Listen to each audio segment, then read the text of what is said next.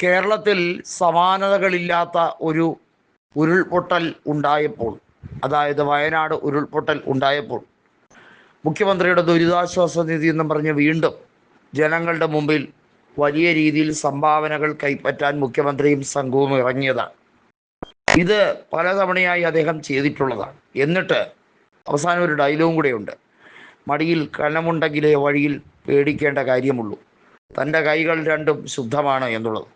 അതൊട്ടും തന്നെ ശുദ്ധമല്ല എന്നുള്ളത് അദ്ദേഹത്തിനെ അറിയുന്നവർക്കും വ്യക്തമായി അറിവുള്ള കാര്യമാണ് എന്നുള്ളത് വീണ്ടും വീണ്ടും തെളിയിക്കുന്നതാണ് AKG സെൻറ്ററിൻ്റെ ഉദ്ഘാടനവുമായി ബന്ധപ്പെട്ട് ഉണ്ടായ പടുകൂറ്റൻ ഫ്ലക്സും ആ AKG മന്ദിരത്തിൻ്റെ വാസ്തുശില്പവുമൊക്കെ. ബങ്കറുകൾ ഉൾപ്പെടെയുള്ള കെട്ടിട സമുച്ചയമാണ് AKG സെൻറ്റർ.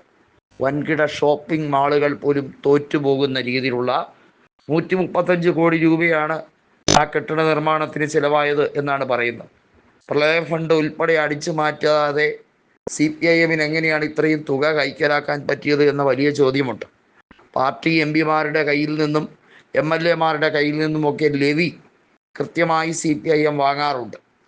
അത് മറ്റൊരു പാർട്ടിയിലും ഇല്ലാത്ത രീതിയിലുള്ള ഒരു കേഡർ സിസ്റ്റം, ഒരു സംവിധാനം CPIM-ൽ ഉണ്ട്. CPIM അങ്ങനെയൊക്കെ വലിയ രീതിയിൽ പണം സമ്പാദിക്കുന്നുണ്ട്. എന്തിൻ്റെ പേരിലും, ഓഖി ദുരന്തമായിരുന്നാലും പ്രളയമായിരുന്നാലും ബക്കറ്റ് പിരിവ് നടത്തി കുറേയൊക്കെ പാർട്ടി കൃത്യമായി വിഴുങ്ങുന്നുണ്ട് എന്നും പറയാറുണ്ട്. എന്തൊക്കെയായിരുന്നാലും ഇത്രയും പണച്ചെലവ് വരുത്തിക്കൊണ്ട് AKG സെൻറ്റർ ഉദ്ഘാടനം നടത്തുമ്പോൾ അവിടെ വലിയ രീതിയിലുള്ള ചർച്ചാ വിഷയമാവുകയാണ്. അതും 10-ാം ഉദയത്തിൻ്റെ അന്ന് തന്നെ മുഖ്യമന്ത്രി പിണറായി വിജയൻ ഈ സെൻറ്റർ ഉദ്ഘാടനം ചെയ്യുകയാണ്. പഴയ AKG മന്ദിരത്തിൻ്റെ തൊട്ട് എതിർവശത്ത് പുതിയ സമുച്ചയം ഉദ്ഘാടനം ചെയ്യുമ്പോൾ അവിടെ വലിയ രീതിയിലുള്ള ചോദ്യങ്ങൾ ഉണ്ടാവുകയാണ്. എവിടെ നിന്നാണ് ഇത്രയും വലിയ തുക കണ്ടെത്തുന്നത്?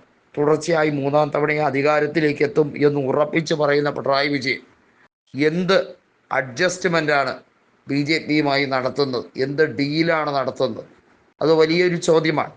നിർമ്മല സീതാരാമനെ കണ്ട് ബ്രേക്ക്ഫാസ്റ്റ് കഴിക്കാൻ പോയതാണ് എന്ന് മാധ്യമങ്ങൾ പരിഹാസത്തോടെ പറയുന്നെങ്കിലും അതിൽ കഴമ്പുണ്ട് എന്ന് CPIM-ൽ പ്രവർത്തിച്ച പലർക്കും അറിയാം. അരിയാഹാരം ഭക്ഷിക്കുന്നവർക്കെല്ലാം പിണറായി വിജയൻ്റെ ഇരിപ്പും ഭാവവും മട്ടും പെരുമാറ്റവുമെല്ലാം കഴിഞ്ഞ 10 കൊല്ലത്തിലധികമായി ക്ലോസ് റേഞ്ചിൽ നിന്ന് കണ്ടിട്ടുള്ളതാണ്.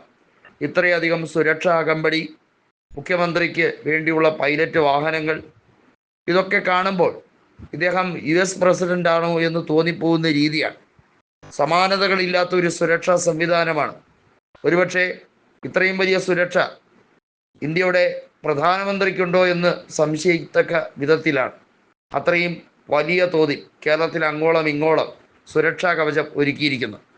പണ്ട് കണ്ണൂരിൽ ജനസമ്പർക്ക പരിപാടിക്കും മറ്റും എത്തിയ മുൻ മുഖ്യമന്ത്രിയായ ഉമ്മൻചാണ്ടിയെ കല്ലെറിഞ്ഞ ടീംസിൻ്റെ നാഥനായ മുഖ്യമന്ത്രി പിണറായി വിജയന് പൊതുജനങ്ങളെ ഭയമാണ്. എന്നാൽ വകുപ്പ് മാറ്റാനും ഫണ്ട് ചെലവഴിക്കാനും ആശാവർക്കർമാരെയൊക്കെ മൈൻഡ് ചെയ്യാതിരിക്കാനും ഒക്കെ അദ്ദേഹത്തിന് കഴിയുന്നുണ്ടല്ലോ എന്നുള്ളതാണ് വലിയ ചോദ്യമായി അവശേഷിക്കുന്നത്.